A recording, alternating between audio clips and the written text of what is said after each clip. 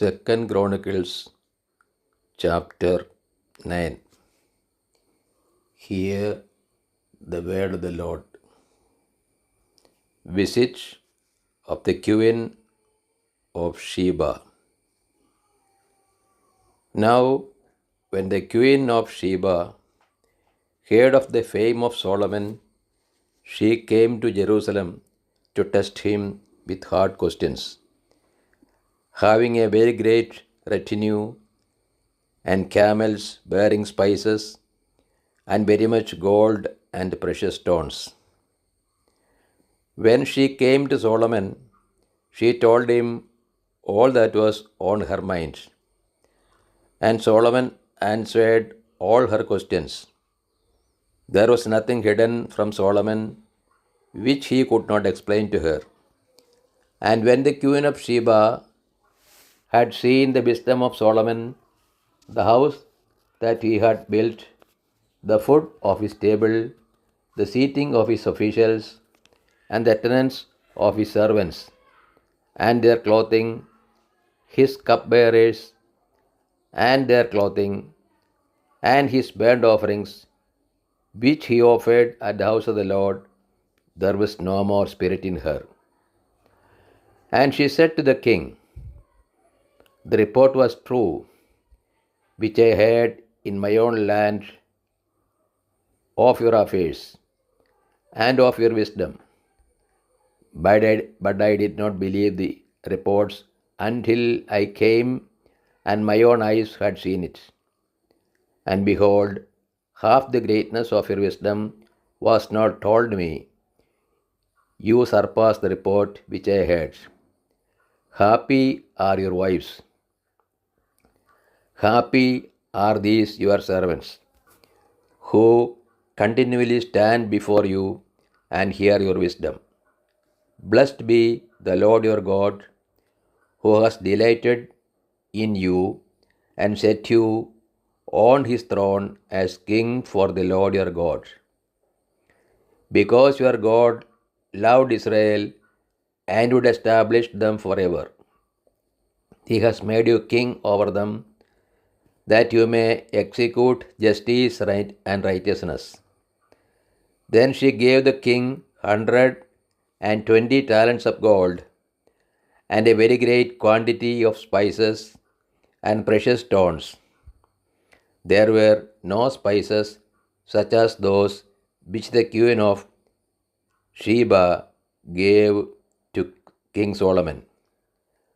Moreover, the servants of Huram and the servants of Solomon, who brought gold from Ophir, brought algum wood and precious stones. And the king made of the algum wood steps for the house of the Lord and for the king's house, lyres also and harps for the singers. There never was seen the like of them before in the land of Judah. And King Solomon gave to the Queen of Sheba all that she desired, whatever she asked, besides what she had brought to the king. So she turned and went back to her own land with her servants.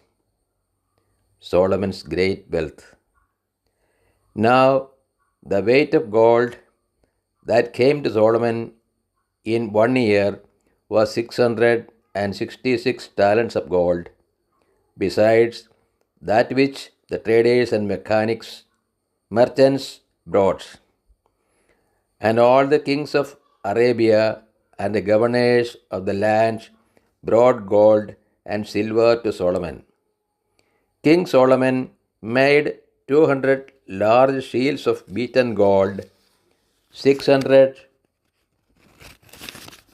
shekels of beaten gold went into each shield, and he made 300 shields of beaten gold.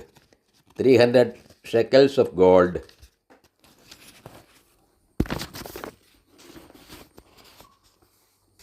went into each shield. And the king put them in the house of the forest of Lebanon. The king also made a great ivory throne and overlaid it with pure gold.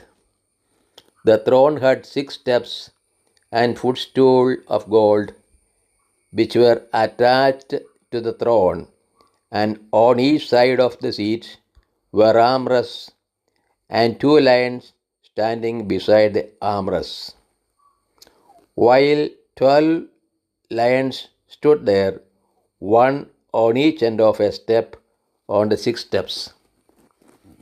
The like of it was never made in any kingdom. All King Solomon's drinking vessels were of gold, and all the vessels of the house of the forest of Lebanon were of pure gold. Silver was not considered as anything in the days of Solomon. For the king's ships went to Tarshish with the servants of Huram.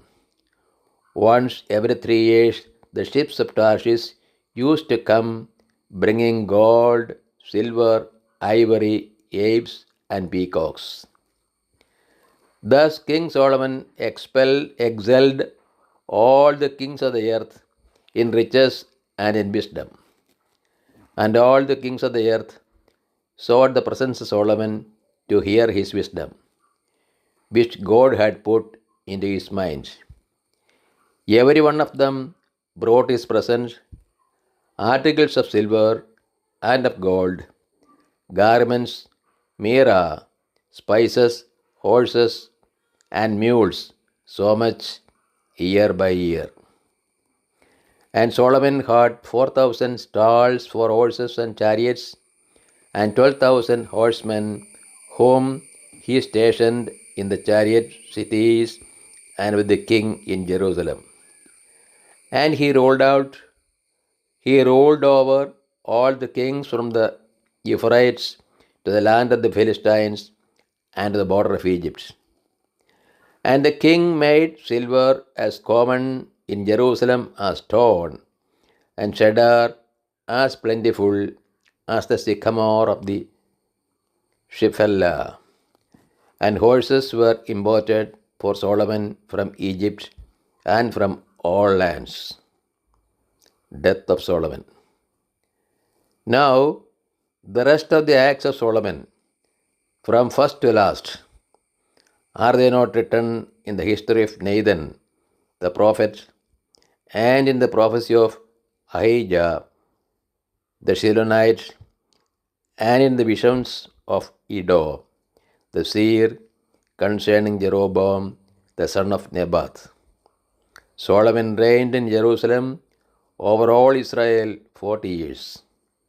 And Solomon slept with his fathers and was buried in the city of David his father, and Rehoboam his son reigned in his stead. This is the word of the God to us. O Lord, open our hearts that we put in the practice that which you have revealed to us.